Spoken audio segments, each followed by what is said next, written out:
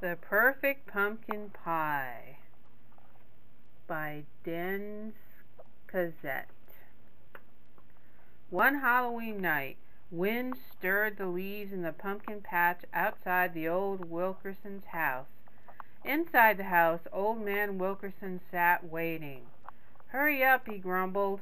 Mrs. Wilkerson took a pie out of the oven and set it down on the table.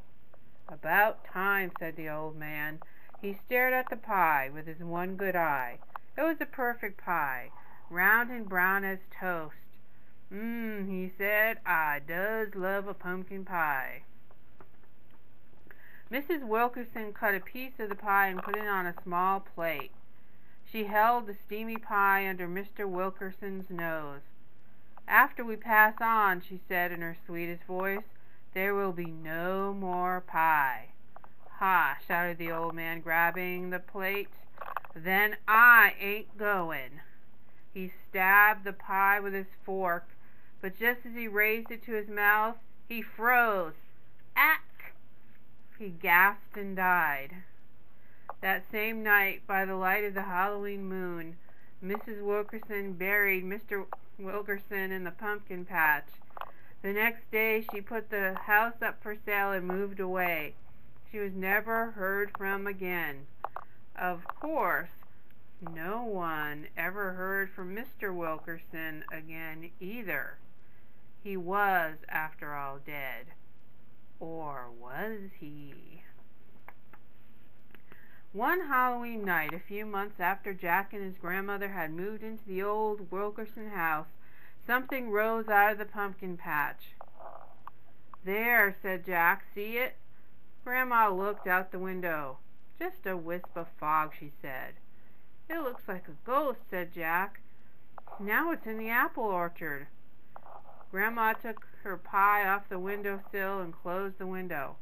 "I think everyone loves a good pumpkin pie," she said. "It's coming this way," cried Jack. "Listen." The porch steps creaked and the screen door banged, and an icy wind filled the kitchen. "It is a ghost," Jack gasped. "Pumpkins, pumpkins, pumpkin pie. I must have one before I die. It must be round and brown as toast, or I'll haunt this house, a hungry ghost. It must be perfect, or a ghost I'll stay and haunt this house and never go away." Grandma put her hands on her hips. "Oh, stop all that moaning," she said to the ghost. "Sit down and have some pie." The ghost pointed at the pie. "That pie ain't perfect. It looks like paper mache. That pie's insultin' to a pie gourmet. Why, if I was alive I'd have a pie degree. I'd be a pie professor with a Ph.P. I knows me pumpkins, so's you better comply and make me a perfect pumpkin pie." The ghost whirled and twirled through the kitchen. Pots fell from the cupboards. Dishes crashed to the floor. The screen door banged and the ghost vanished. Jack ran to the window. "He's gone." "He'll be back," said Grandma. "Aren't you afraid?" said Jack. "Why?" asked Grandma. "He's nothing but cold smoke. He's a ghostly fuss-budget with an appetite for a good pie." "He didn't like your pie," said Jack. "Well, he better like the next one," said Grandma. "We'll show the old fuddy-duddy what a perfect pie is all about." "We'll make a fuddy-duddy pie," said Jack. "We'll show him." When the pie was baked, Grandma took it out of the oven and set it on the window-sill. "Look at that pie," she said. "It's round and brown as toast." Outside, a wisp of fog rose out of the pumpkin patch. "He's back," said Jack. "Listen. Pumpkin, pumpkins, pumpkin pie. I must have one before I die. It must be round and brown as toast, or I'll haunt this house, a hungry ghost. It must be perfect, or a ghost I'll stay and haunt this house and never go away." The porch steps creaked, the screen door banged, and an icy wind filled the kitchen. "Don't you ever knock," said Grandma, cutting the pie. "Sit down." He poked the pie, he smelled the pie, he tasted the pie. "No," he moaned. This pie ain't perfect, there's things a-missin'. Pay attention, don't you listen.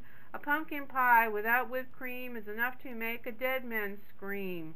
This pie is bland, it's underdone. Next time, please, more cinnamon. And the ghost whirled and twirled through the kitchen. Pots fell from the cupboards, dishes crashed to the floor. The screen door banged and the ghost vanished. Grandma tasted the pie. "You know," she said, "it could use a tad more cinnamon." After Grandma and Jack cleaned the kitchen, they made another pie. When the pie was baked, Grandma took it out of the oven and set it on the windowsill. Soon a wisp of smoke rose out of the pumpkin patch. "Pumpkins, pumpkins, pumpkin pie, I must have one before I die. It must be round and brown." "Yeah, yeah," said Grandma, opening the screen door. "We've heard it all before. Sit down and have some pie." The ghost sat down. He looked at Jack. He looked at Grandma. He looked at the pie. His eye grew bigger than a ping-pong ball. "Now that is a handsome pumpkin pie. Even I can see it with my ghostly eye. But looks ain't all, taste's the measure. It's inside that counts.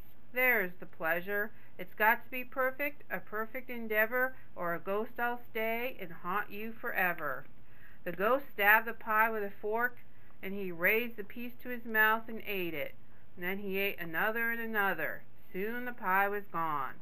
His eye grew as big as a baseball. The eye looked at Jack. The eye looked at Grandma. "Perfect!" he moaned and vanished. Jack and Grandma went to bed. Except for Grandma snoring, the house was quiet. Outside, the apple orchard cast long black shadows in the light of the moon. The pumpkin patch was still. Mr. Wilkinson was quiet. He was, after all, dead.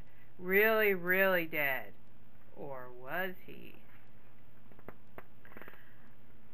One Halloween night, Grandma took pie out of the oven and set it on the windowsill.